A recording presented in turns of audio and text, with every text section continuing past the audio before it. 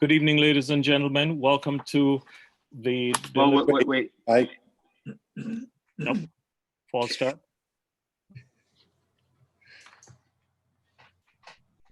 If you do it again, you're disqualified.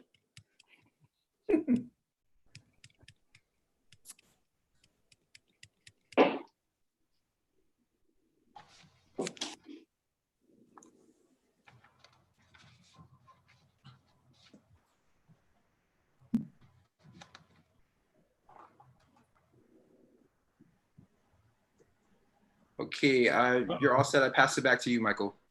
Or Thank you, Joyce. We're ready to go. We're recording. Good evening, ladies and gentlemen. Welcome to the deliberation sessions of the Nassau County Rent Guidelines Board. Please allow me to introduce the members of the board. Please get started.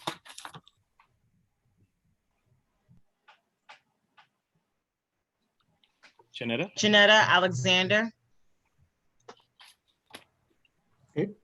Okay, Andy Cohen, owner's member. Garrett Gray, public member. Catherine Harris Marchese, tenant member. Adam Mahoney, public member. Barry Stein, landlord member. Martin Meltonian, public member. Rob Lewoski, tenant member. My name is Mike Miller and I'm a public member. This time I'm going to turn over for introduction of the DHCR team. Council, take it please. James Ferrara, associate attorney. Michael Languli, research and analysis unit. Salvatore Howie, research and analysis unit. Michael Guttentag, senior attorney.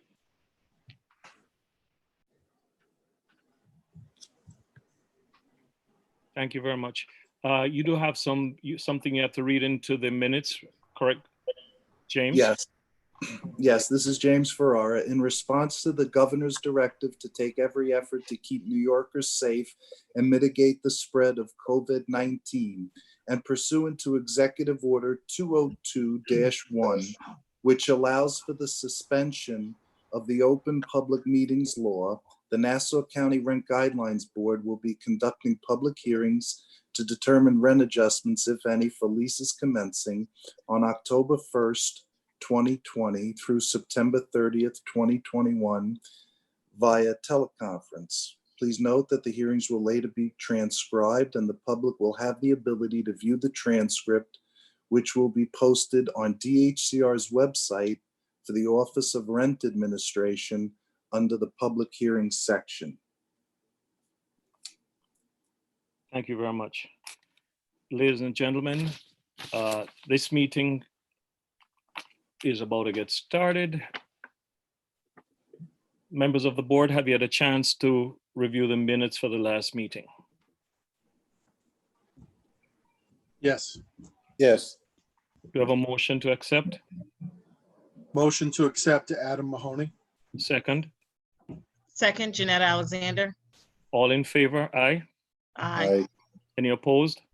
Well, maybe. Abstain. Have the minutes been revised based on James's email today? Yes, I made the revisions and I sent you all the copy.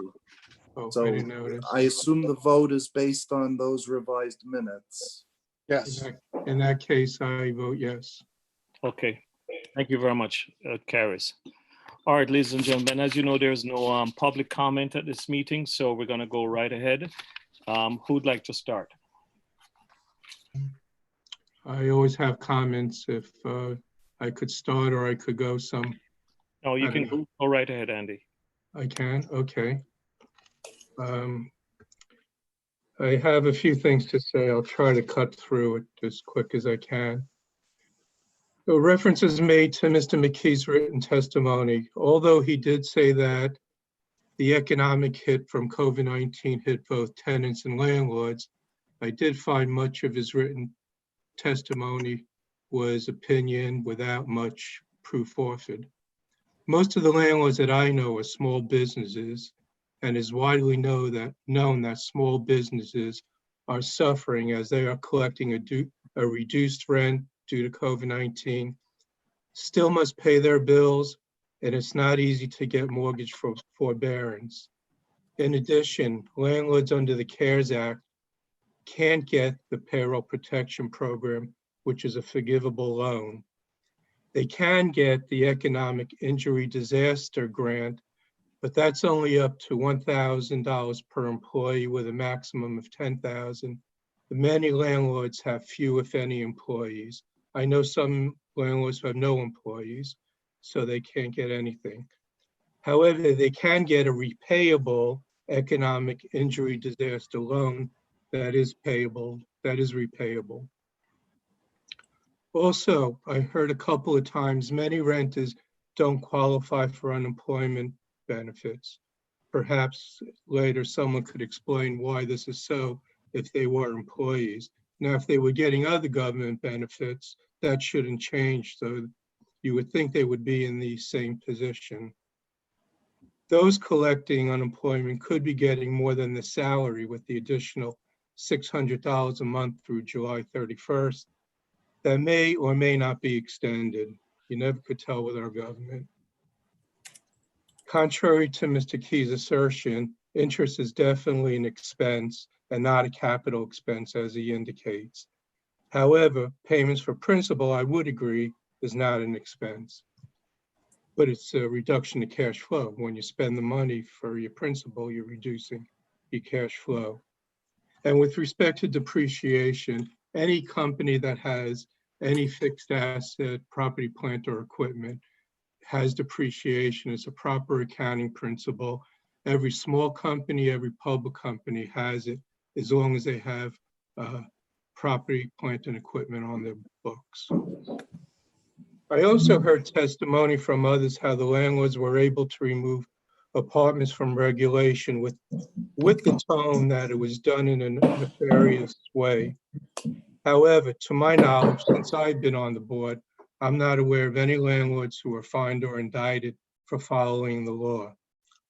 Surely the drafters knew and maybe even designed that apartments would be removed from regulation after 45 years since 1974. We heard testimony from both tenants and owners. In my view, we heard little qualitative and quantitative information from the tenants, with most indicating they couldn't afford the rents or the buildings were disrepair and not safe. And let me say again, the owner members are not happy to hear that buildings are in disrepair and not safe, and something needs to be done. I've said it before, and I'll say it again, and I'll say it till something happens. And the owners, in their testimony, discussed the operating of their buildings and the projected costs. Some additional thoughts that I have. The schedule includes regulated apartments as well as unregulated apartments. It seems unfair to me that the result of unregulated apartments subsidize regulated apartments. I took two unnamed buildings, because I can't disclose it, and I looked at just the rent from the regulated apartments, and I took the pro rata expenses, and in one instance, actually came up with a loss. In another instance, the NOI was significantly lower than 35%. You can take my word for it, or you don't have to take my word for it, but this is what I saw. However, there doesn't seem to be anything in the legislative history or rationale to support that unregulated apartments should support regulated apartments.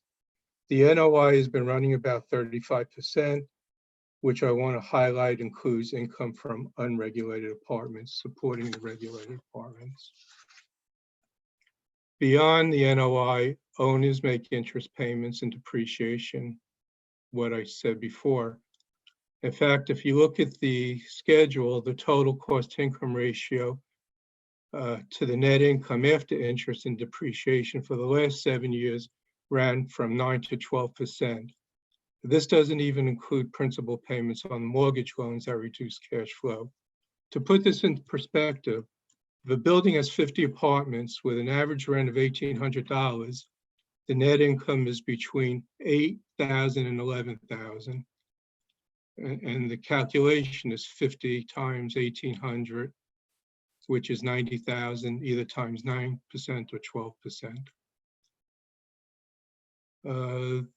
The rent stabilization law says we should consider prevailing and projected operating and maintenance costs. And some owners testified that real estate taxes are going up. We should also mention the Housing Stability and Tenant Protection Act of 2019, which is 100% pro-tenant, of course. So in 2019 only, it only affected 6 months of operation. In 2020, it will affect 100% of the year, all 12 months, and that's on top of COVID-19. As we discuss every year, the legislative findings of the New York State Emergency Tenant Protection Act of 1974 was to prevent speculative, unwarranted, abnormal increases in rents, as well as forestall profiteering and other disruptive practices. In my view, that there doesn't seem to be any evidence that these practices exist today. Some of you may differ, but that's how I see it. Finally, as always, the tenant representatives will do their job by asking for low or no guidelines, and may even join Mr. McKee in asking for a rollback of 2 to 3%. And the owner representatives will take the opposite position. We ask that the public members, when deciding guideline proposals, to consider the 2.3% increase in expenses in 2019, as the unregulated apartments do need help with these rising costs. Again, as I said before, if you just strip them out and you look at them by themselves, they're not doing 35%. In some cases, they're losing money. And that's all I have to say for now. So thank you for listening. Thank you, Andy. Who'd like to go next? I'll go next, Catherine. This is Catherine Harris Marchese speaking. First, I'd like to clarify something for you, Andy, to do with the unemployment. I know there's been a huge problem with people receiving unemployment benefits, in the sense of there have been so many people that have applied. I know I have 2 personal friends who just received their unemployment from March, from when they were laid off in March, just this past week. So you have tenants who have been going without money, not only to pay rent, but looking at paying for food and that sort of thing. And when you're looking at what the maximum is outside, some people are getting the $600, some people aren't. If you were laid off and it was not related to COVID, you're not getting the $600, or if your employer can make an argument that way. Regular unemployment, the top bracket is $504 a week, and that's the top bracket. I don't remember what you have to be making to make that, but it's not a lot. It's not a lot of money when you're looking at a lot of people paying, $1,500, $1,800, $2,000 rent. You have nothing left over. So I just want to make that point. To do with the number of apartments, I'm going to discuss this a little differently this year than I normally do. Looking at what we received this year as the unit breakdown of municipalities in Nassau County for tabulated buildings. So that's only the tabulated buildings in 2020. One of the things that I think absolutely does support the fact that a lot of the apartments have been lost under the EPTA in the past, prior to this past year, and some were as well, is if you look, for example, at Great Neck here. And in Great Neck, the only number of units that are tabulated that fall within the parameters of the statistics are 23. And of that 23, only 10 of those units are EPTA covered. Similarly, when you look at Great Neck Plaza, there's 1 building in Great Neck. Mind you, out of 96, 89 of those units are still under the EPTA. However, anybody who drives around Great Neck or Great Neck Plaza, it has a fairly large community of apartments. Another thing I want to point out with this as well, which I touched a little bit on last week, is that when we're talking about conditions and so on, we've had executive towers come and talk about how they keep their buildings, and I'm sure it's beautiful, but that's an outlier. Most people do not have swimming pools and so on in their buildings that are well taken care of. And we know why executive towers isn't included, because it's outside the norm. If you look at actually the number of EPT units, Hempstead, where we're having most of the complaints to do with the conditions, that makes up 42% of all EPTA apartments, all apartments that are EPTA in Nassau County. Long Beach makes up 6%. You're looking at 1,296 units versus 191 units.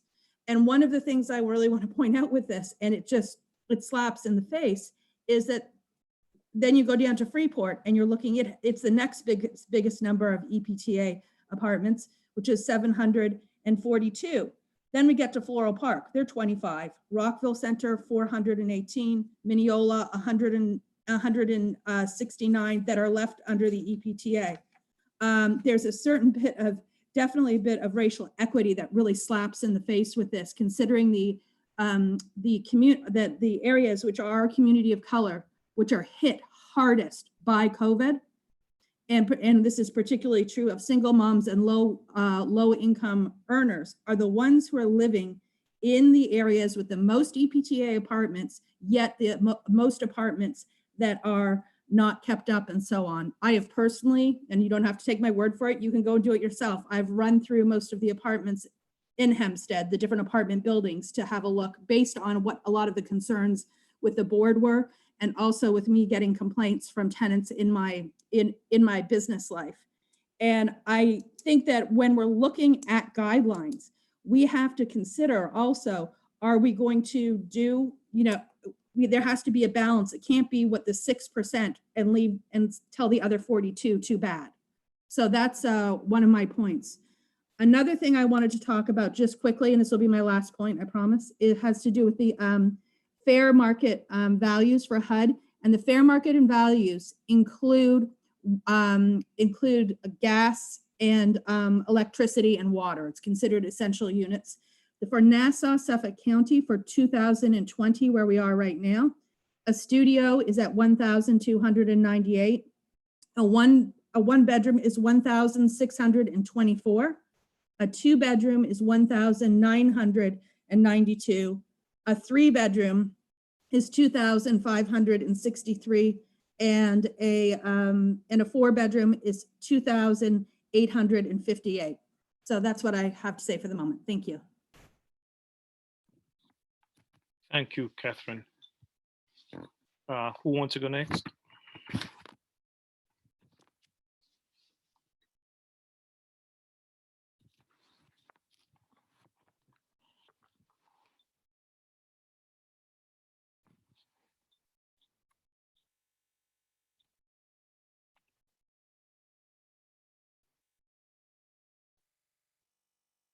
Garrett? Robert is frantically waving his hand.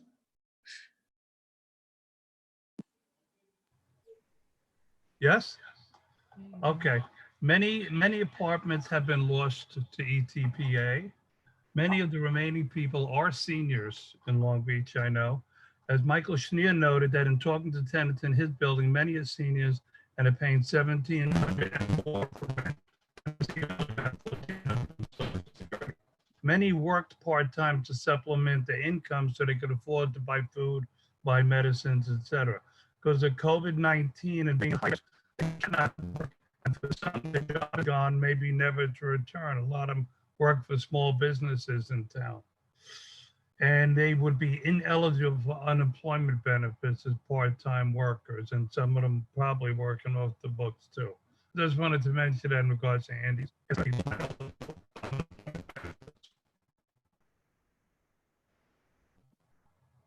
Are you finished, Robert? You're a little choppy there. Oh, okay. I'm just taking a breath. No, I'm finished for now. Thank you. No problem. Thank you very much.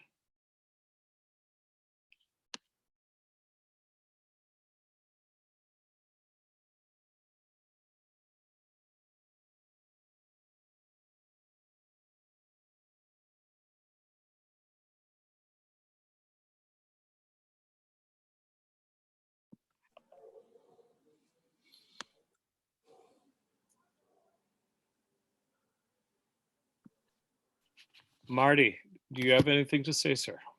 Go ahead. I do. Go right ahead, please. I think this COVID situation has hurt most of us here in the United States and throughout the world, but the pain is not equal. People in the lower income brackets are the ones that have been most hurt in the sense that they're struggling to put food on the table, to pay their rents. Landlords have been hurt as well. But I might point out that at least looking at the statistics that were given to us, that they're earning a fairly decent return.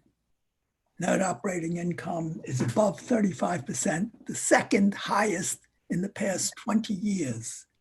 So though pain may exist on both sides, landlords and tenants, it's not the same. You're talking about one group that is suffering greatly.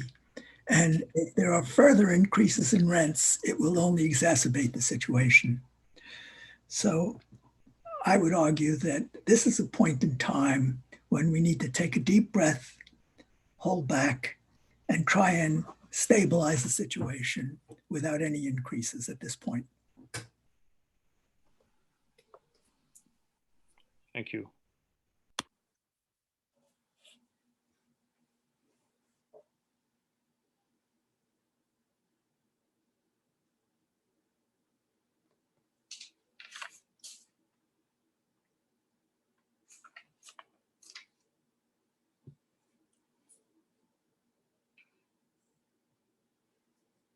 Any comments from the public members?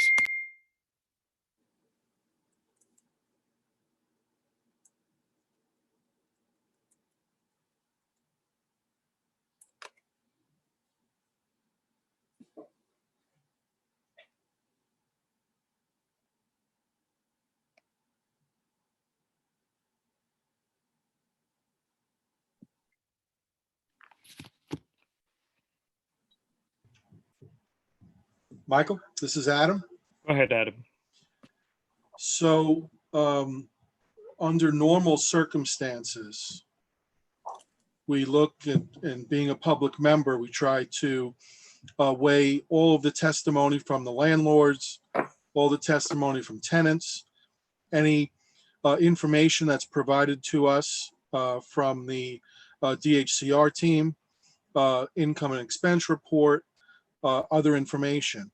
And under normal circumstances, with last year's and really the last probably 5 years or so increases, they seem to be relatively modest. I know that's an opinion, but in my opinion, being a public member, with the NOI being at a reasonable rate also for the landlords. So it seems to be we try to get somewhere in the middle to get to somewhat of a happy medium, for lack of a better term.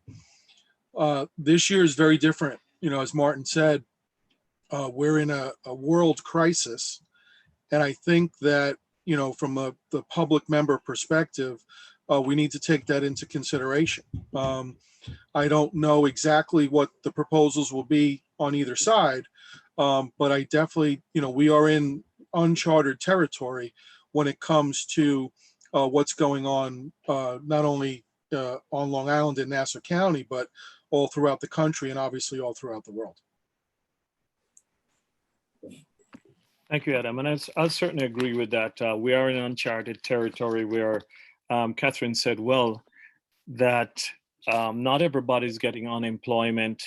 Not everybody's getting the $600. In fact, I've friends who have been laid off and they still haven't gotten the first $600 yet. Some people falling in the middle. And I do understand, of course, that landlords are also faced with the dilemma of meeting their bills and so on, despite what's going on. So as we go forward, we really do need to look at everything that's happening. Other things that we can take into account, fuel costs seem to be very, very low this year as well. Taxes have gone up in some areas. So there are a whole lot of current variables that are not necessarily in the documents that we have. So as we go forward, I'd like us to consider those things as well. Both sides are hurting. We have no idea what will happen in 3 months. There are some states where there is a resurgence. Look at Florida, Arizona, Texas. New York went through probably the roughest time as the epicenter, but we've managed to bounce back. But people travel. The borders are open internally. I'm not talking about from Europe or China. I'm talking about just within the country itself. And who knows what's going to happen? The question is, who will suffer the most if the situation continues the way it is or potentially gets worse? So that's just what I, want to say. Any other public member? Yeah, Michael. Go ahead, Gary. Yeah, somebody said last week, and I think it was an extremely intelligent statement. We know that landlords are hurting. We know that the tenants are hurting. The question really to ask yourself is who is in a better position to weather the storm? And it seems to me, absent expenses wildly increasing and income wildly decreasing, I think the scales tip in favor of the tenants this year. I mean, I don't see a reason to burden them with an increase when some of them are waiting online for food. And it's all these variables that you really have to take into account. This is a year unlike any other year, and we don't know right now when it's going to end. That's all I wanted to say. Thanks, Gary. Barry?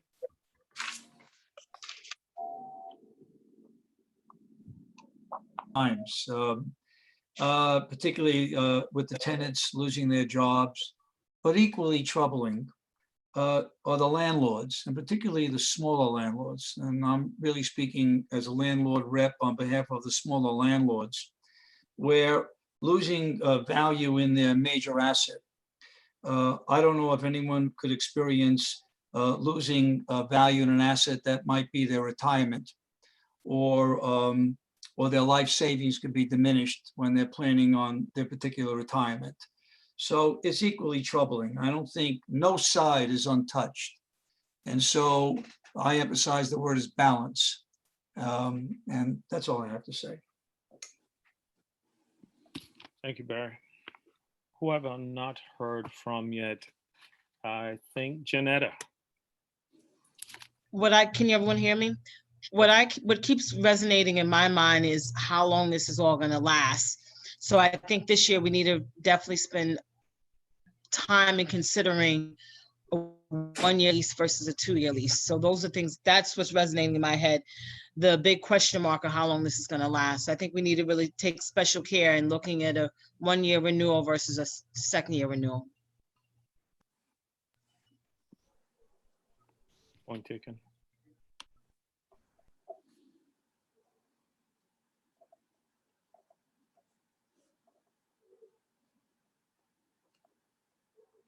I saw a hand up. Go ahead, Marty. Marty, you're muted. Sorry. Go ahead. You announced what the increases for the red guidelines were in surrounding areas like New York City and Westchester County, Rockland, and other places. Do you know what they were, Michael? I do, but I'll turn over to the HCR to give the official figures. Go ahead. My understanding is New York City voted 0% on a 1-year lease, 0/1% on a 2-year lease, meaning if the tenant signs a 2-year lease, then the first year is 0. The 1% does not come into effect till the 2nd year of that lease. I don't know about Rockland. I believe Westchester voted 0/0. That's what I know. Rockland voted 0/0 as well. Oh, Rockland voted 0/0 as well, I'm told. Yeah, this is Salvatore Howard. Yeah, Rockland voted 0/0 as well.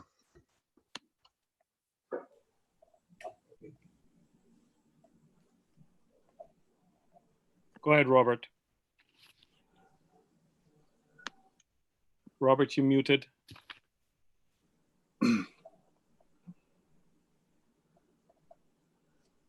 Hello? Yeah. We can hear you. Okay. Yeah, I was going to bring that up anyway because of what the New York City Rent Guideline Board voted, the Westchester Rent Guideline Board voted. I'd like to note also that Rockland County Rent Guideline Board was one vote short of a 5% rollback on the rents for a 1-year lease and a 5% rollback for the rents for a 2-year lease until they passed 0 and 0.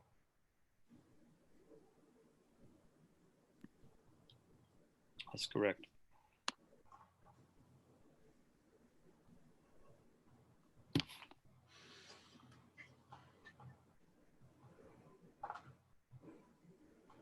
All right. Who'd like to start with a motion? Go ahead, Garrett. Yeah, I usually wait for Robert and Barry to give their extremes. But I think in this time, I'm going to move that we vote 0 for a 1-year, 0 for a 2-year. Do I have a second? Mike, why don't you unmute everybody?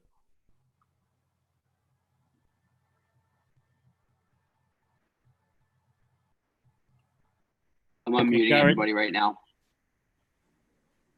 What was that motion? Garrett proposed 0 for the first year, 0 for 2-year. I need a second. Adam Mahoney would second that. Adam, second. All right, we'll go on the list. Go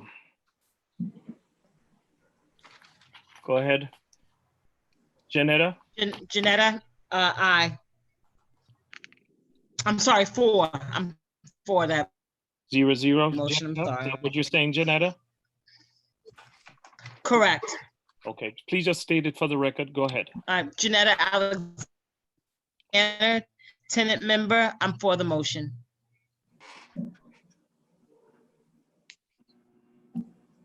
Marty?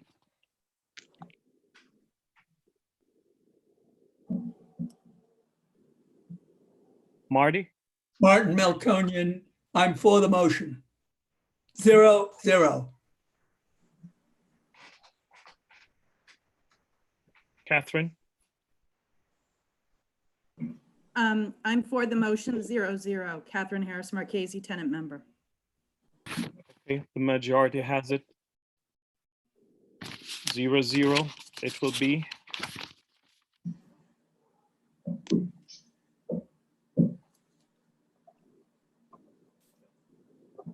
So we have Garrett, Adam, Janetta, Marty, Catherine, all 0-0. That's 5 members. That's a majority. For the record, do I need to go through who opposes? Or Yes. have something else? Please do. Andy? Oppose. Oppose. Barry? Oppose. All right, the motion carries. Rents starting October 2020 through 9/21 will be 0. Second year also 0. This is after considering all testimonies over the last month from tenant and public and landlord representatives, figures from DHCR. Based on all those facts, the final is 0-0 for 1 and 0-0 for 2-year leases. DHCR, turn back over to you. Okay, Mr. Chairman, I think that would conclude the meeting, unless there's any other statements. Just one question. Could this board consider going forward to really get a fix on what the rent is from the regulated apartments and what the pro rata expenses would be, so we really know what we're talking about? Because we do have a free economy, and a landlord's allowed to make money on his unregulated apartments, and we should really look at what the real numbers are on regulated apartments. I just put it out there and see if the board is interested in that. Because apparently there's no definitive way this has to be done. Appointing Andy. Any other comments? Robert, go ahead. Yes, if we're gonna do that, I'd like to see if we can audit the statements from the landlords too, so we know how accurate they are. Who's going to do that? If you're going to pay someone, it's going to cost a fortune. All right, having said that, I want to thank DHCR and council, all members of the board for your diligent work. And again, I'd like to extend best wishes to everybody. Be safe. If you have suffered a loss, personal or in a family member from COVID-19, we do as a board extend our condolences and pray and hopefully everybody will be safe going forward. Thank you all very much. Motion for adjournment. Me. Motion to adjourn. Second. Catherine, seconded by Garrett. All in favor? Aye. Aye. Okay, thank you very much. Have a wonderful season. You'll hear from us in a few weeks. Good night, Yes. everybody. Stay Stay safe. safe, everyone. Stay safe, everybody. Thank you. Goodbye. Get rid of this thing. Thanks, Michael, for the amazing Thank job you you. always do Thank you. as toys You guys are great. and the entire staff. Salvador, thank you, sir. Good Michael, job, Good night. everyone. Michael and Julie, appreciate you, man.